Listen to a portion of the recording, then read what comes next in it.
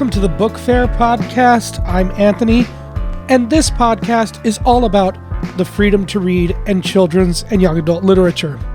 This week, an interview with Tony Keith Jr., a look at Iowa's latest legal attack on libraries, Indiana governor takes on Dolly Parton, and a tragedy taking place in Texas after a student faced bullying over her parents' immigration status. First, an interview with Tony Keith Jr., Ph.D., on his latest collection of poems titled Knucklehead. Tony, welcome to the podcast. How are you doing this morning? I'm fantastic, Anthony. I'm joyful, is what I would say. I'm joyful this morning. And can you tell us a little bit about yourself and the book that we'll be discussing today? Fantastic. Let's see. I always start with, I'm originally from Washington, D.C. Hey, the nation's capital, like fifth generation Washingtonian. That's important for me, by the way. I am a poet. I am a spoken word artist. I am a hip hop educator, meaning that I enjoy teaching sort of the world about the history of hip hop culture and all it means. I am a bit of an academic. I do have a PhD in education leadership. I've worked in a couple of colleges and universities, done some work in like a couple of high schools and some youth development nonprofit programs. And I'm a writer. I write young adult fiction and nonfiction work. And my newest book, launching tomorrow, February 25th, is called Knucklehead. It is a young adult poetry collection. I say written to Black men and boys, especially the gay and queer ones, and the people who love us. So, Anthony, I tell people, if you love me or if you want to love me better, this book is absolutely for you. But it talks a bit about masculinity and homophobia and racism. I discuss friendships and family and poverty and discovering identity. And everything is sort of written in verse. And so there's lots of rhyme and rhythm. And it's written through a series of letters I call Knucklehead. So I write to knuckleheads who I say are like misunderstood, lovable Black folks who tend to sometimes get a bad rap about having attitude problems, etc. So, yeah, but that's Knucklehead. And that's me for the most part. Right. And you mentioned people who tend to have attitude problems or are perceived to be. How important is it in Knucklehead that you are affirming these emotions, but also kind of empathizing with the fact that these are words and emotions and attributes ascribed to people, as particularly young Black boys, from other people? Yeah, for sure. Anthony, I really believe in the power of language and the power of positive affirmations. I'm really grateful. I write about this in my first book, How the Boogeyman Became a Poet, about how like my father would always give me really positive affirmations. He always told me I was a good person, a good kid, and I think about how wonderful that is because it helps filter out some of the noise that might say, well, because you're gay or because you're a Black man, you are somehow violent or you are aggressive or you're maybe hypersexualized but there's sort of these negative narratives about Black men in media, not all media, but like in mainstream spaces. And so for me, writing to knuckleheads is a way of sort of filtering out some of that noise. Right. It's like, yo, you know what? There's this term knucklehead that I grew up being called a knucklehead, but that wasn't bad. That was a term of endearment. That was my family saying like, this little knucklehead boy, this sweet, this kind, this innocent, this lovable, maybe a little rough around the edges, right? Little kid, he's just a little knucklehead. And so I wanted to make sure that this book reflected that character, that ethos, right? This idea that you can be a lovable person in a world that's telling you that you're not lovable. In a world where police are using brutality and tactics to overpower and kill, and and it's just sort of like we need some joy in this moment. So for me, it's a matter of like, yeah, Knucklehead is about spreading some joy. Anthony, I write in this book about purpose and discovering your purpose. I write about purpose as a metaphor of like being a planet inside of someone's belly rotating, right? Like I want knuckleheads to just think about, you have dreams, you have a purpose. There's a reason why you are here. Right? Despite all what's going on in the world, there's a reason why you are here. And so, yeah, for me, those affirmations, if any, they also serve as affirmations for me. What readers need to know is that most, if not all of the poems written inside of Knucklehead are poems that I've written to myself over the last 30 years, just for me to deal with my own world. Right. And so these poems, again, they're personal, but then they're also something for the public. Right. It's like I want you all to know also what's happening inside the mind of a Black gay man in America in today's time, And especially in today's time. You said joy in this moment. And I wrote that down because, oh boy, do we need some joy in this moment. Yes.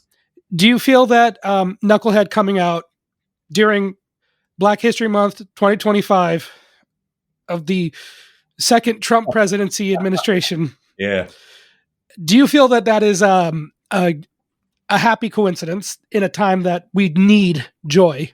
Oh, happy coincidence. I like that language. I like that language of a happy coincidence because I do believe that it is not a mistake. I don't think the universe makes these kinds of mistakes on purpose, right? And I think about how I spend a lot of time. This is the truth, Anthony, is I spend a lot of time consuming joy. This is the truth. I do read some headlines. I always know what's happening, especially with the Trump administration. I kind of know about the firings and the DEI. Like I know what's happening, but it's also like, I also listen to a lot of music I love. I watch a lot of movies, I read a lot of books, but I fill myself up with positive things so that I can produce something positive. And I think that right now, in this moment, what all of us, I think, need to hear are positive affirmations about our existence. And again, especially Black folks, especially Black gay men and boys. So I think that it's maybe the word is serendipity, but I just think there's something to be said about in this moment. This is the kind of work that we needed. This is the kind of work that we need right now. And I think about, especially because it's Black History Month, I think about, I'll be 44 years old in a couple months. And I remember, as a kid reading poetry books by Langston Hughes and Nikki Giovanni and County Cullen and Paul Laurence Dunbar, other Black poets who were also writing about what it was like during their time. Right? That 40s, the 50s, the 60s, the 20s, and thinking so much about like how they needed poetry to affirm them in those moments too. And so I'm like, I'm happy to be doing exactly what my ancestors have been doing, is writing poems about the time, right? Providing affirmations to us right now in this moment. And bringing up those classic historical writers, historical of the last 50, 60 years is hard to say historical, but still historical of our recent history in this country and in writing. Why is it poetry? Why not writing in prose? What is the power? What is the benefit of writing in verse that you just can't get with prose? I love that question. And so something I'll say, at least about poetry, is it's very much about the economy of words, right? It's how can you make the most complicated thing, the most accessible, translatable thing, right? Using language. And for me, because I'm a poet, I have a poetic way of knowing. This is what I tell young people. I'm like, I process the world poetically. I don't necessarily process it in straight lines and full sentences and prose. And so, for example, I was the kind of kid who would say, instead of saying I was angry or sad or confused, I would say, I don't know, Ma, it feels like my foot is falling through a puddle in the desert. There's no puddles in the desert. Maybe there are, but like I've always been someone who sort of speaks in these metaphors, in these rhythm and rhyme. And so to write in that way, right? There's so much space when you write in verse. And it's a matter of like, as a writer, I think so much about like, all the things that takes place in the absence of that space, right? And so also think about the way that the language looks on a page, and especially for young readers, whether or just readers in general, readers who might be reluctant to reading, to look at something on the page that kind of moves a little bit, right? That's got some breaks in them, that's structured like stanzas. I think that if anything, that engages readers a lot more. And it certainly engages me. A lot of the books that I read personally are authors who also write in verse. So like Ibi Zoboi and Amber McBride and Jacqueline Woodson and Jason Reynolds. Like so many folks have this approach to writing that's rhythmic, and the format is so beautiful. And that is what aligns with my way of knowing. And I know readers out there also can identify with that. So it was presenting the language in a way that's palatable for readers is what I wanted to do. And so, and don't get me wrong, I'm an academic, as I said. I've got traditional, I've got essays and with all the words that are 13 letters long and all that. But for this, because I'm writing to young people, I wanted something that was not as intimidating, something approachable, right? Right. And even I have signs of ADHD, no formal diagnosis, like a lot of people. When I look at a book and I see just a wall of text, I look for the breaks in the paragraph so that I know when my brain can take a break. And something that is written in verse just kind of has that baked in. I love that. I hadn't really thought about it that way, but it taps into different kinds of ways of knowing that people have, or different ways in which they're reading or interpreting text. Yeah, how about that? I'm glad that resonated with you. It did. It absolutely did. And I gotta say that I love these poems so much because of what you brought up about how the way that the words move and how it kind of breaks. And this is something that is unique to verse and is very rarely done in prose. The way that it breaks kind of the understood formatting of how text is formatted on a page. Yes. And I was speaking with a group of high school, mostly Black kids, high school students yesterday at a high school in Washington, D.C. And we were talking about the format of verse on the page and sort of what that means and how it's engaging. And I remember so many of them were like, I didn't know that you could write books this way. I didn't know that this was a particular kind of format. And I tell them all the time, I was like, I didn't know either. When I was your age, I didn't know that you could write this way. I didn't know. And it wasn't until, again, I started reading the works of contemporary authors. Again, I've named several of them when I was like, oh, wait a minute, there's a way that I can approach this. It doesn't have to be traditional. It doesn't have to be standard. We know what the publishing industry looks like in terms of racial demographics, which means that most of the things that are written probably tend to sort of take on the same format. And so here I come with my black, gay, queer brain, right, with all these poems and this hip hop influence. And I'm like, I got something else I want to do. So breaking, I think, ground, not even breaking ground, because I'm certainly walking in the footsteps of other writers, but sort of just making sure that path is wider so that more writers can kind of come through like, hey, you can take on non-traditional formats of writing. It's okay to write in stanzas. It's okay to use rhythm and rhyme. It's okay. You don't have to do a traditional blocky prose text. It's all right. And you mentioned hip hop and how that's an influence. And that kind of segues into the next thing I wanted to talk about, which is poetry as a written art form is only one half of the equation. Word. Do you feel that poetry is better read, or do you think it's better seen being performed? Ooh, page poetry versus stage poetry. And so I don't necessarily think that it's a better than, I don't necessarily see it as like a hierarchy in that regard or like polar opposites. I see them as working together. I am a spoken word artist by trade. This is what's really important. I am used to writing poems kind of to myself for the most part, depending on what's going on in the world. And then I might be like, I want to go to an open mic and I think might start performing them. So then I'll start rehearsing these poems, right? I rarely think about these poems as something that's going to go on a page. That's what's really important. So for me, I think about the audience. I'm the first audience for my poem. And then I go on stage and then there's a live audience that I can see. When you take that spoken word poem and you apply it to a page and it goes to a reader, I may never meet that reader, right? I may never see that reader. So it's a different way of engaging with an audience, right? So I love to perform.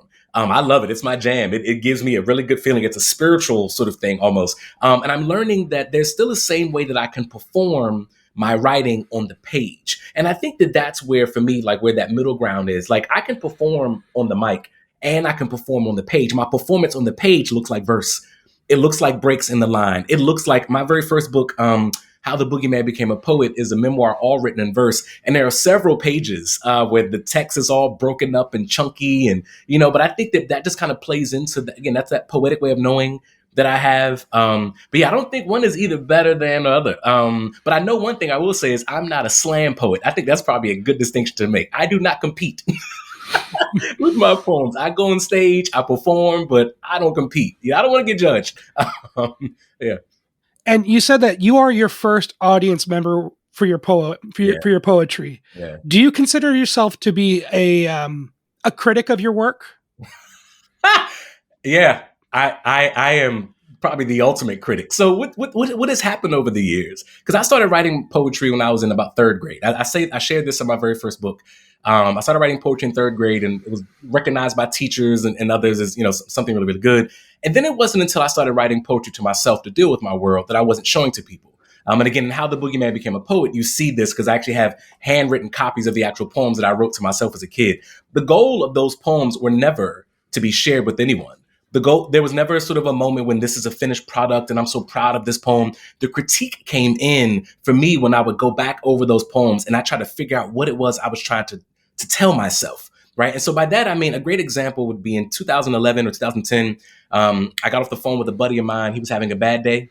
And I was trying to cheer him up on the phone, like, no, you're a good person. You're a good guy. Like, don't worry. Like, believe in yourself. Like, you are great. It's okay.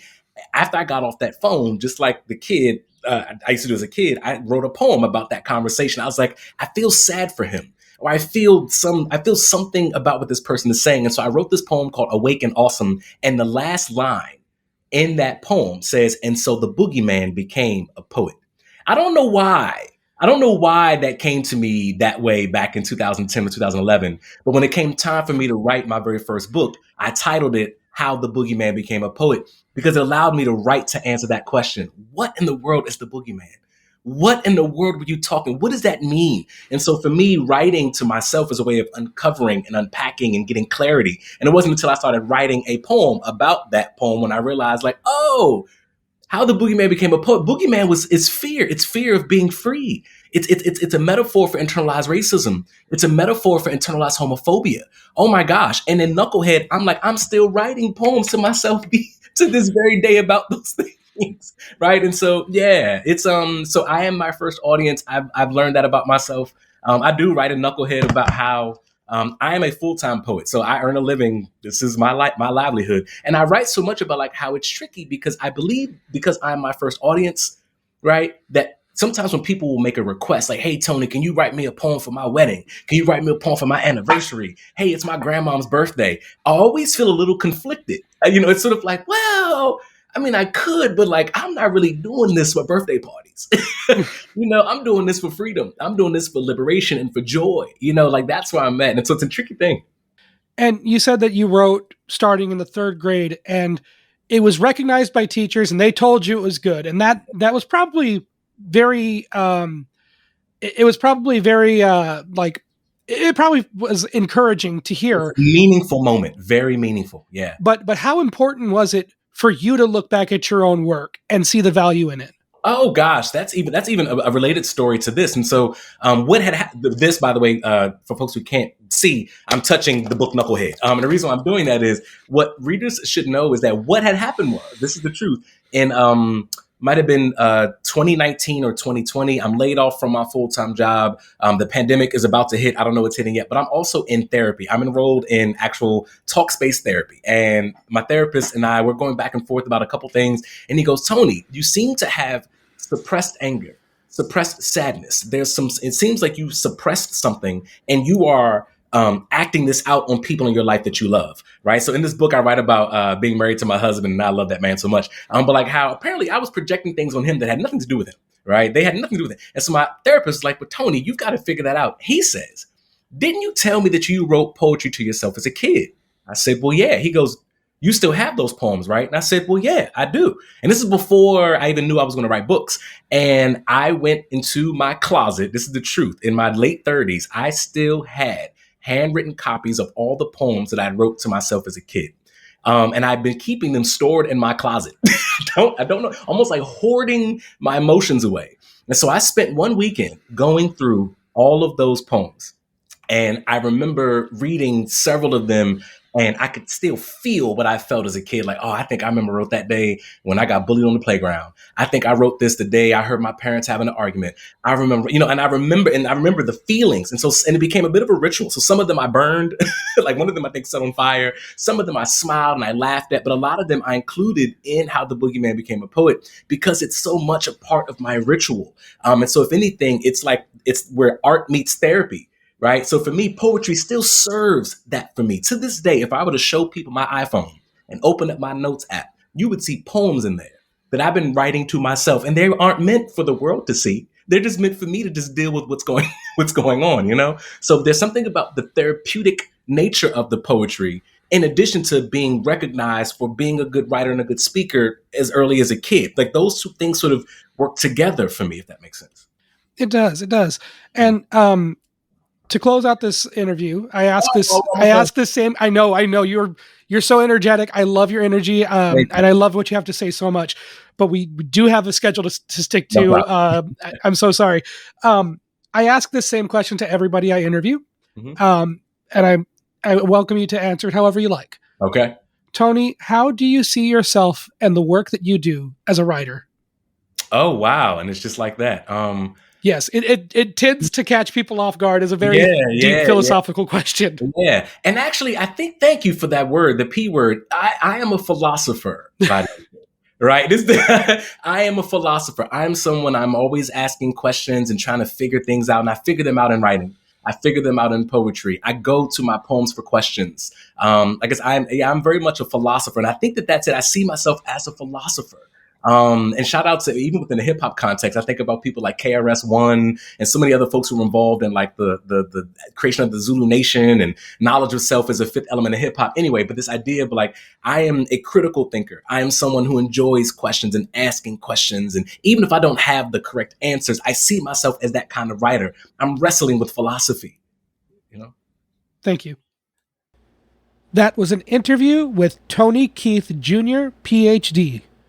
His new book, Knucklehead, a collection of poems, is available now. You can learn more about Dr. Keith at TonyKeithJr.com.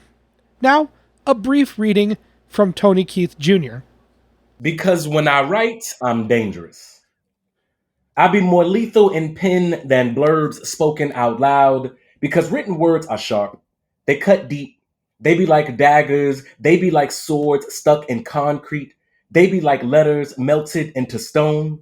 Them joints be spelling out loud all of the hard shit I be trying to soften up, just enough to smoothly slice in between all the rock and all the pebble, and to sift through and to split up all the shit and every single speck of sand and scared ideas I have about losing my battle, my war with myself, my internalized civil unrest, my crusade for liberation, my freedom beating, breathing beneath my black skin, digging up all my dirty roots and burning up all my sage, trying to clean up and straighten out all of the stirred up soil and all the smelly shit I be wanting covered forever, a stench buried forever, a rot swallowed into the earth, a decay digested by gravity, a corpse consumed in that space where the magma boils like a bubbling pool of water on fire, in a place hot as hell where I be cooking myself, in a simmering crock pot full of all the salty, saucy, spicy, and sweet shit I gotta deal with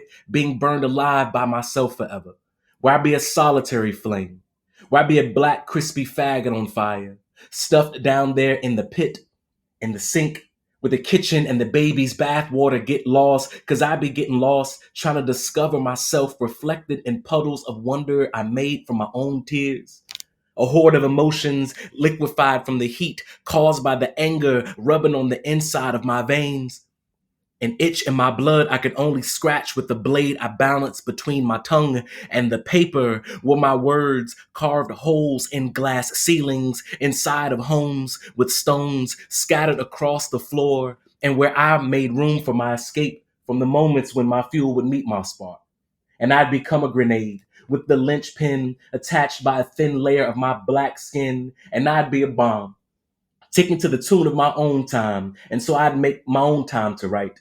I'd pause to extinguish myself, to cool myself down, to wash myself off, to cleanse myself out, to keep myself from turning into the ashes. And so I wrote, to keep my gay black ass far enough from the incinerator, high above the point where my flesh would be scalding on a cast iron skillet disguised as a space for my safety. And all I needed was some saving words. Next, we'll look at a few new releases, but first, if you enjoy the work being done on the Book Faire podcast, you can show your support by simply rating or reviewing the podcast wherever you are listening now. On YouTube, you can like, comment, and subscribe. You can also follow the podcast on Blue Sky at BookFairPod, or go to patreon.com/thebookfair. This is the best place to find resources that are shared on the podcast, as I will always post direct links to patreon.com. You can follow for free. No payment is required to access those resources. The best way to support the podcast is to simply share it with a friend, a relative, an educator, or a young reader in your life. Now, on with the show. Now, looking at recent releases, beginning with The Undead Fox of Deadwood Forest by Aubrey Hartman. Claire, the undead fox of Deadwood Forest, is cast as a monster by the local children who gather each Halloween around the forest's edge to chant about how he waits to feast on little bones.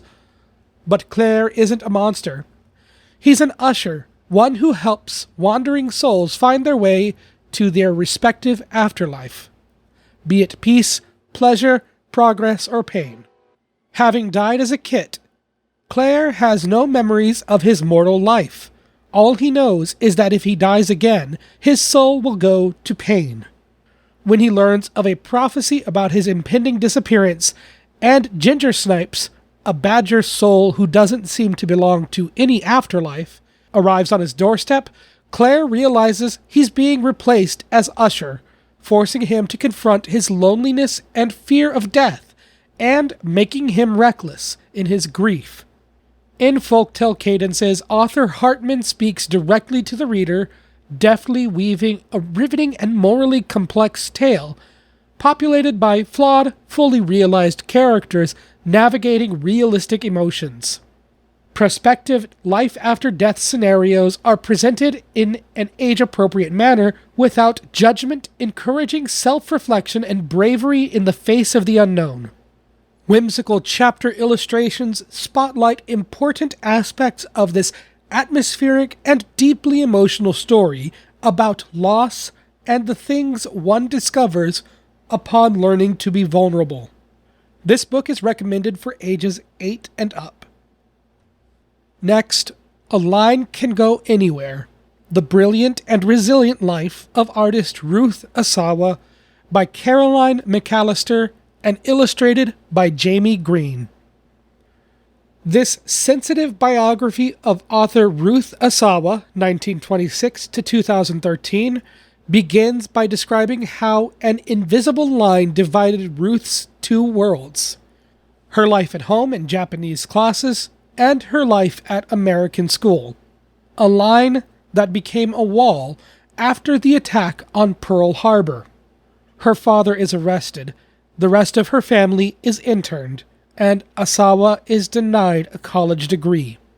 But when she arrives at an experimental liberal arts school, quote, no one cared where she came from or what she looked like, end quote, and she becomes interested in art used in everyday lives. Asawa's fascination with the lines of thin wire that she fashions into precise sculptures is foreshadowed by the lines she encounters all her life, from those she traces in the dirt as a child to the lineage that connects her to family. Digitally finished watercolors and charcoal spreads give Asawa's world rich layers of color, shadow, and texture, while thoughtful prose foregrounds Asawa's pursuits of lines that overlap and intersect, connect, and divide. This book is recommended for ages 5 to 8. Next up, On Thin Ice by Jessica Kim. After their father's death from cancer, 12-year-old Korean-American twins Phoebe and Dex Bay notice their twin tuition has begun to deteriorate. Their alternating first-person narration reveals how, following the tragedy, their individual methods of handling grief results in distance and friction, not only between the siblings, between them and their mother as well. Mom focuses on her acupuncture business. Ice skater Phoebe throws her all into training with her partner Pete for an upcoming competition, and ice hockey goalie Dex finds solace in defending his post and pulling pranks. When Pete sustains a season-ending injury and Dex is cut from the team, the twins' mother contrives for them to stay on the ice by figure skating together. As Phoebe navigates friendship, breakups, and a first crush, and Dex mentors budding young ice skaters, the twins learn how to move on after loss and find their way back to each other. Varying depictions of coping with grief add tender nuance to this absorbing, sports-light tale by Kim, who completes the novel's uplifting tone with a tidy resolution. This book is recommended for ages 9 to 12. Our final recommendation for this week, Tear This Down by Barbara D. 12-year-old Freya struggles to relate to her peers who are put off by her uninhibited enthusiasm. Following a humiliating defeat in the race for class president, Freya vows to keep her views to herself. Then, while researching for a school project, she learns of the sexist writings of the town's namesake, Benjamin Wellstone. The 7th grader is enraged at the reverence he is afforded by her neighbors, especially when contrasted with the forgotten legacy of local suffragettes. With the help of a new friend and a hip librarian, Freya unearths the efforts of women from her own town who fought for the right to vote, and plots ways to show her neighbors just how problematic their hero was. But as the burgeoning activist faces resistance, she becomes preoccupied with changing the town name and tearing down a statue of Wellstone, losing sight of her mission. Great with opinions, Freya is a thoughtfully, yet impulsively and vibrantly drawn character.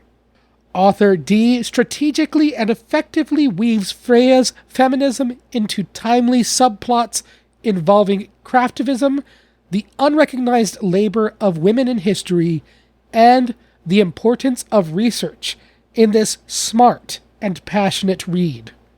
This book is recommended for ages 9 to 13. Next, on to the news, starting with a new bill from Iowa targeting public libraries. Typically, libraries and schools are protected from obscenity laws as material with mature content often have educational value and can be used at the discretion of staff trained in library sciences and teachers that may be using text in their curriculum that offer significant educational, political, or artistic value, like diary entries from slaves, historical texts about the Holocaust, or age-appropriate sex education materials. Republican lawmakers are currently pushing a bill through state legislature, House File 274, which would remove obscenity exceptions for schools and libraries.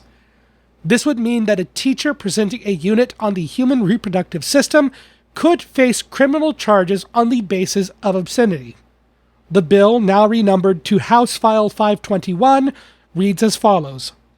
This bill repeals Code Section 728.7, which relates to obscenity exemptions for public libraries and educational institutions. Code Section 728.7 currently provides that nothing in Chapter 728 prohibits the use of material for educational purposes in any accredited school, any public library, or in any educational program in which a minor is participating. Code 728.7 further provides that Code Chapter 728 does not prohibit the attendance of minors at any exhibition or display of artworks or the use of any materials in any public library. The Iowa Library Association is urging lawmakers to reject the bill. A public statement said, quote, "This bill is a solution in search of a problem, as libraries are not collecting and making available materials which are legally determined to be obscene. The courts have regularly rejected attempts to label library materials as obscene according to the long-accepted legal standards. HF 274, now HF 521, removes protections for those public workers who are required to meet the varied information needs of Iowa's citizens, and will create a chilling effect that leads to over-restriction of legal content and censorship." End quote.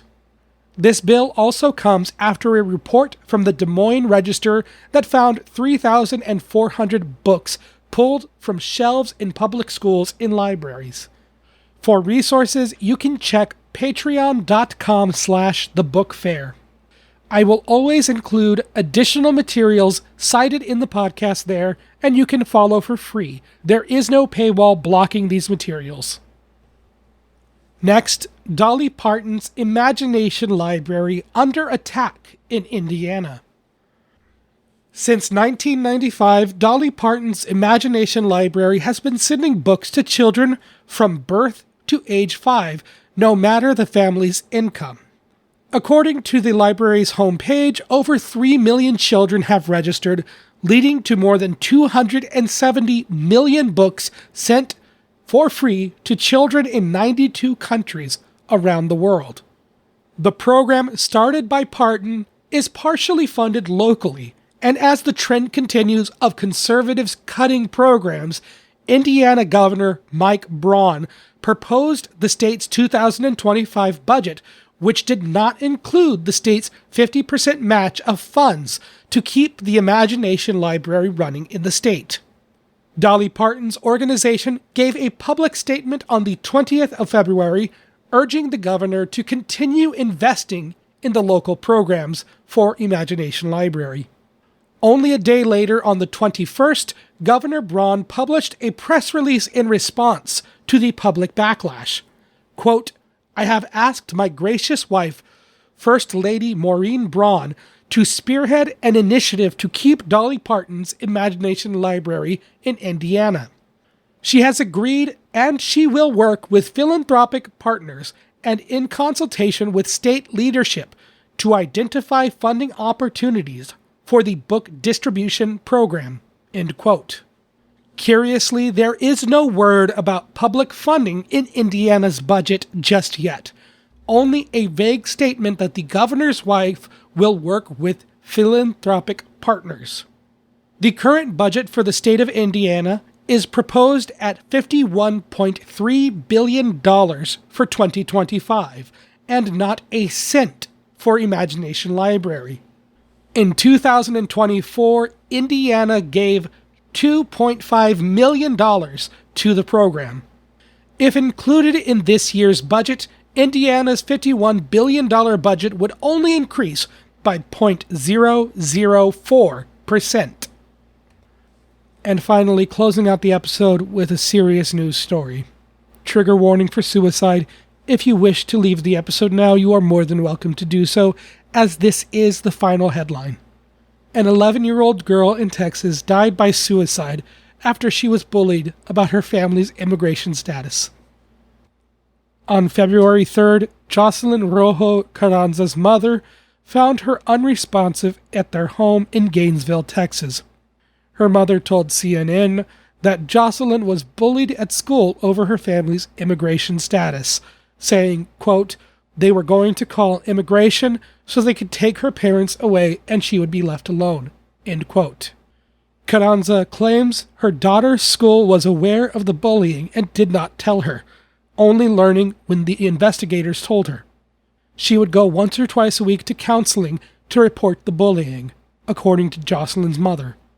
This story comes at a time where the current presidential administration is emphasizing mass deportation of undocumented immigrants. Children repeat things they hear at their home, and this is an example of how harmful that can be. Jocelyn was singled out by her peers, who had learned hateful rhetoric in the home and aimed it at an innocent girl. There is help available. You can call or text 988, the Suicide and Crisis Lifeline, if you do need help. On Saturday, February 22nd, friends and family in Gainesville, Texas, honored her by wearing shirts with Spider-Man, her favorite hero. We remember Jocelyn Rojo Carranza, 11 years old. She played the trumpet and dreamed of being a dancer. Jocelyn's father, Ernesto Rojo, gave a message for parents and students.